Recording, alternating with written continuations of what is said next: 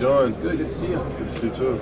Hey, could you just start by talking about this as in the context of a job interview and how you approach it, how you get ready for something so Yeah, I think the first thing is just being excited about it. Like, it's a dream come true to be here, and I mean, what an opportunity. So just attack it every day and be excited to do it. What's your message to your team? What am I trying to sell myself as? Yeah. Just a team player, a complete tight end, and somebody that just wants to win games. And that I'm willing to do whatever a team asks me to do on offense and on special teams. AJ, you kind of talked about being more of a complete player because the tight end position is so great because you see guys that are more like pumped up wide receivers. You see guys that are primarily blockers. For sure. With you being more of a complete tight end, how do you think that kind of distinguishes yourself and tends to the other guys in this class? Yeah, I think just being able to do both is just a big strength of mine and something that, over my time in college I was able to develop. And I think it'll make it an easier transition for myself in the NFL. And I think, it's going to be a major challenge playing on Sunday. But I think, the technique that I've learned and what I've been able to do in college will help me translate. Your size and skill set, there's like a few guys in the NFL that kind of hear that. There's some guys that, whether that came out of Michigan before you or that guys that are currently in the NFL that you like to kind of model either your blocking game off or your pass game. I know a couple guys in the Cowboys like Peyton Hendershot and Luke Schoonmaker, and then their other tight end Jake Ferguson. I think he's a really talented player. I'm a Cleveland guy, so of course Kelsey, and then George Kittle's a phenomenal blocker. Jeremy Shockey, a throwback tight end. I like him too. So I definitely watch a lot of NFL film and try and pick up stuff from everyone's game. Do you still keep up with Shoemaker after you went to the Cowboys? I knew him a little bit just because when I got there he was kind of leaving, but I definitely keep up with Peyton Hendershot, who I played with at Indiana. Okay. Yes, sir. How did this year at Michigan help you prepare for this? Helped me tremendously. I mean, we got 18 guys here, and there's more guys that are going to do pro day too, and just going up against them every day in practice. And then the 15 games that we played some really talented teams. We're in some high pressure situations. And the style of offense that we played and the program that Michigan runs, I feel like is is as similar as it's going to get at the college level to the NFL. Did you feel like your game became more complete? Oh yeah, for sure. I think when I first got to Michigan, it was like, this is tough. There was tough days at practice. I was learning a new system, going up against really talented players. And I feel like, as I just continue to progress, it definitely, helped me in the long run. Is there a moment this year where on the other side of that, though, right? Like you spent 4 years in Indiana, you transferred to this division. Has it come together? Is it still coming together? For sure. Yeah, I did 3 at Indiana and then 1 at Michigan. Yeah. But no, I feel like, not really, honestly, just because, you plan it out one way, you think you're going to go to Indiana for your whole career and, have a great career and be the best tight end ever play there. And, if I could have never imagined that I'd end up like this or go like this, but I'm super fortunate for everything that I've gone through in my journey. And I feel like, I'm not even, reaching my potential yet. I feel like I have so much room to grow into. I'm only 21 years old. I had to transfer from Indiana to Michigan, kind of took a road less traveled, and I think my best days are ahead of me. Can you talk about playing in all the big games you played in this year and how you think that prepares you to prepare for this next level? Yeah, I think I mentioned the guys, on our team going up against Chris, Jalen, Braden every day in practice, our linebackers, but Chop Robinson at Penn State. I played Dallas Turner. I played Braylon Trice. I played Adisa Isaac. I played a lot of guys this year on the front seven, and that doesn't even go into the back end too. So I think a lot of guys that are going to have great opportunities on Sunday. I've played against them already in college. Would you say, based off of the guys that you listed, was like the toughest assignment that you had from a blocking perspective, as well as also something that was like tough to separate from the coverage? I would say Chris Jenkins, just blocking him every day in practice. He's a menace. And then I got to go with Mikey too, Mike Sanders. So just because those guys, I've got a lot of banked reps against, and been able to go up against them a lot. So I just know that they're really good players. What makes Mike the player that he is? Mike, just the fact that he played offense before, he knows, what a receiver is going to do. He's been in their shoes, so I think it makes it very comfortable for him being a DB. What was the debate like for you between staying at Michigan for one more year versus coming to the NFL draft? Yeah. And why end up taking this route? I think we went 15-0. We won the national championship. yes, I could have maybe gone back and had more production. I felt like my blocking I'm the best blocking tight end in the country statistically, and I think that holds true turning on the tape. And I felt like, why not just go to the NFL? I'm 21 years old, like I said, not put another year of college football on my body, and I can go out this year and get an opportunity. So I felt like it was in my best interest to leave. What was your reaction to Jack getting the 7-year? Jack, just happy for him. I think whatever he wants to do, he's gonna be great at it. He's gonna put his best foot forward and attack every day. And I think Jack's a tremendous leader, a tremendous football player, and I think whatever opportunity he's given, he's gonna make the most of it. What do you think that opportunity is? To compete for the starting job, I think but they have a bunch of talented quarterbacks: Orgy, Denny, the new kid Jaden, Jack. I think all of them will get an opportunity to compete, and I think whoever does get that job is going to do a tremendous job. Jack, I think his leadership, the way that he approaches each day, his experience, his ability to make plays outside of the pocket and move around. He's got good arm talent too, so I think he's a complete quarterback, and the experience part too. Like he's played a lot of football, he's been around a lot of different systems, so he knows ball. How did you end up in Michigan from Indiana? Did you use an NIL agent or? No, not at all. I mean, that was really not part of the equation at all. It was really, I want to go somewhere to compete for a national championship. I want to go somewhere to win, and I want to go somewhere to be challenged every single day. And Michigan checked all the boxes, and I think from my personality, I'm a blue collar, disciplined kid, and I fit right in a winged helmet.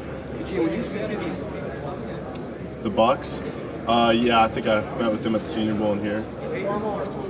Not formal, so informal. What were your impressions of playing with JJ last year? Yeah. What are some of the things that he did? Yeah. Just JJ, he's just all around great guy. I think somebody else said whatever room he's in, he just brings so much energy to it. He's a really great player. He's going to do great things on Sunday, and he's one of my really close friends too. And I feel like in a quarterback, he checks all the boxes that you want on and off the field. There are questions about JJ just in terms of volume, in terms of how much he can play offense. Yeah. I'm just curious, what do you think about those, and what do you think about what kind of player he is? Yeah, I think it was kind of just we're going to run the ball, and if you can stop it, then we might have to pass it more. But I think it's not a knock on JJ at all. It's just kind of one of those things where we're going to run it and throw it too. And most teams couldn't stop the run, and they really we passed it effectively too. And I think it was just we wanted to have a balanced attack. But I think whether it was we asked JJ to throw the ball 15 times or whether we asked him to throw it 45, he was completely capable and would do a tremendous job either way. Steelers, not formally, but informally, yes. Michigan State was probably your most productive game. Yeah. Can you talk a little bit about that game and how you get into the offense? Yeah, I think the ball just found me. I think if you throw me the ball, I'm gonna make a lot of plays with it, and the ball was finding me that game, and I was able to show what I can do, and I feel like I'll be able to do that whenever I'm given the opportunity. Who the next quarterback should be at Michigan? Who should he be? Just whoever they think's the best fit. I mean, I can't speak to that. I think that's going to be a decision for Coach Moore and them, but I know that they have a bunch of talented guys in that roster, and whoever's going to be the quarterback is going to do a great job. How did Coach Newsom develop you as a blocker? How do you see him fitting in as a OL coach? Yeah, really well. Coach News, he's awesome. He's going to get those guys. He's going to get those guys right, and he helped me tremendously. I mean, the details that he coaches with, what he teaches in the run game, and he played at Michigan. He cares a whole bunch about the plays. He's going to be a phenomenal line coach. And I can't wait to see the way his career continues to trend, because he's just an awesome coach. What do you remember about your 3 years in Bloomington?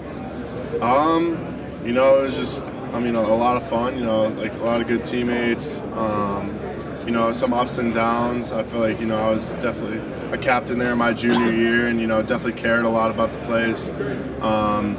And yeah, just looking back, I gave it my everything. Definitely, would have liked to, do some things maybe a little different, and win some more games and stuff like that. But I wouldn't change that experience for the world. And I know a lot of people in Bloomington still love me and care about me and my success. You were there in 2020. You kind of saw the program spiral. Why do you think it spiraled how it did?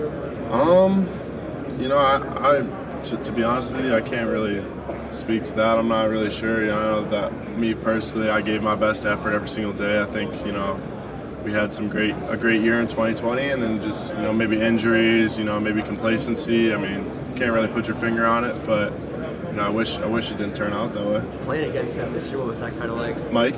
No, playing against IU. Oh, playing Indiana? Yeah. Yeah, I mean, it was definitely different. A game that I kind of circled for sure. It was a unique experience just because I knew a lot of the guys, and there was a lot of turnover too with different players, but definitely a game that was, circled on the calendar and that, kind of had some, heavy emotions going into it, but yeah, it was fun. What's that? Yes. What kinds of things did you take from wrestling which helped you in football? So much. I wrestled since I was probably in first grade till about ninth grade. The leverage, the toughness, mentally and physically. When you're out there wrestling, if you lose, it's on you. If you win, it's on you. And as a young kid, that's a lot to, handle. And I feel like one thing too is just wrestling parents are crazy. So that prepares you for some stuff too. So you played with both.